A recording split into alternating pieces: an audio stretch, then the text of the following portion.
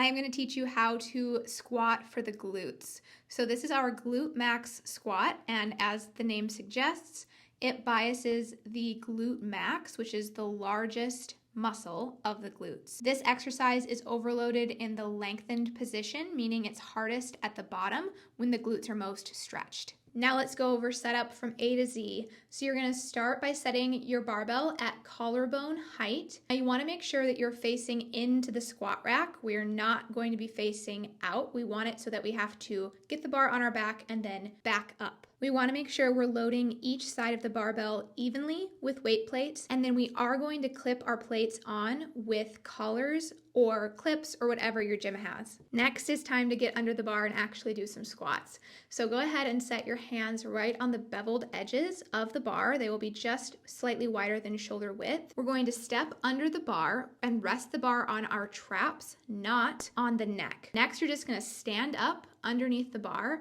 and step back one medium-sized step. Okay, one more time from the side. Approach the bar, set your hands, step under the bar, placing the bar on your upper traps, stand up, step back one medium-sized step, and we are set to go. For feet, we are going hip width apart, toes angled straight forward.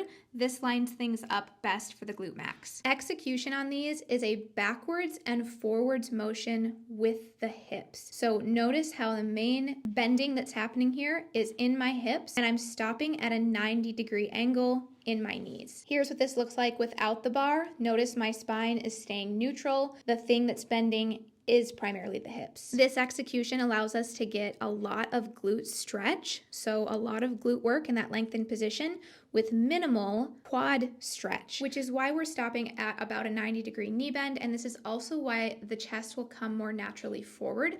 This is in order to counterbalance the hips. When you're done and it's time to re-rack, we are going to walk into the rack. Feet will be almost directly under the barbell, and you're going to mini squat the barbell back onto the hooks. Here's a view from the back. Notice how I'm walking in and actually touching my barbell to the rack before squatting it down. Now let's go over safety bar setup. If you are doing heavy squats where there's even a small chance that you might fail and you don't have a spotter, you need to be setting up safety bars. In order to figure out the height to set your safety bars, you are first going to squat with no weight and then look at the pegs on your squat rack and find a notch that's about in line with your shoulder. Basically, what we want is our safety bar to be set just under the height of our shoulder when we're at the bottom of our squat. So that's what I'm doing here. Mine look a little bit different because they do hang down lower than the actual pegs on the squat rack, but you get the point. Now when we're squatting and can no longer complete another rep with good form, we're not dropping the barbell, we are not getting up in a really compromised position, but instead we just let the bar fall on the safety bars, roll out from underneath it, stand up, and then unload the barbell from the safety bars. Now let's go over some common mistakes and how to fix them,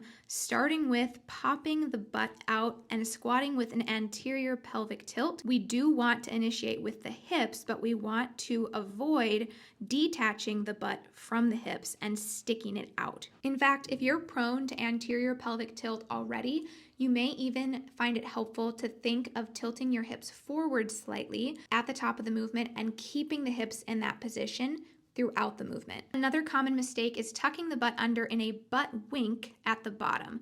Now, essentially, this does not do anything extra for the glutes and can be really uncomfortable and even compromising for the lower back. So we want to end with that nice neutral spine. We don't want to tuck the butt under. Eyes up is an outdated and incorrect cue for squats, especially for glute-focused squats. So instead of looking up and letting your chin pop out as you squat, instead we want to think of the head and the eyes being a continuation of the spine and allowing them to follow the rest of your body. If you imagine a spotlight coming out of your eyes is going to move as you squat. So it's going to start straight out in front and angle down as you squat rather than staying high as you squat. Lastly, there is absolutely no reason to hip thrust the air at the top of your squat. There's no tension up there, and this can be really rough on your low back if you hyperextend under load. So instead, we want to think of just standing up from the bottom of our squat and ending with a nice neutral spine.